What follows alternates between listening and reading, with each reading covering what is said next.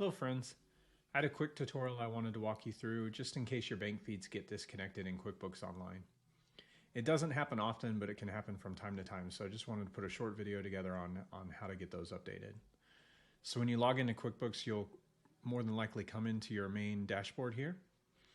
And then what you're going to do is you need to make your way over to the bank transactions to get your bank feeds. So under transactions and then bank feeds, or under transactions and then bank transactions.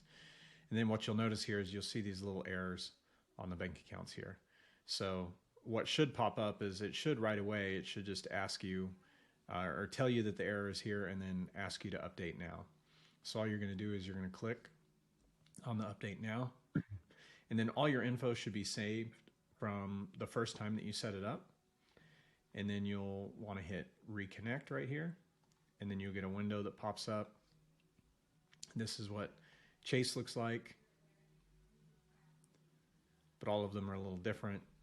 And it'll have the standard, information on how to connect. It'll tell you what's being shared with them. And then in this case, it has all the accounts that you've already synced. If you had new accounts, this would be a way that you would add it. But in this case, all I'm wanting to do is get the same accounts reconnected because the link got broken. And then it'll say connection complete. And now it's connecting again. It's never shown that before, but the connection should be complete now.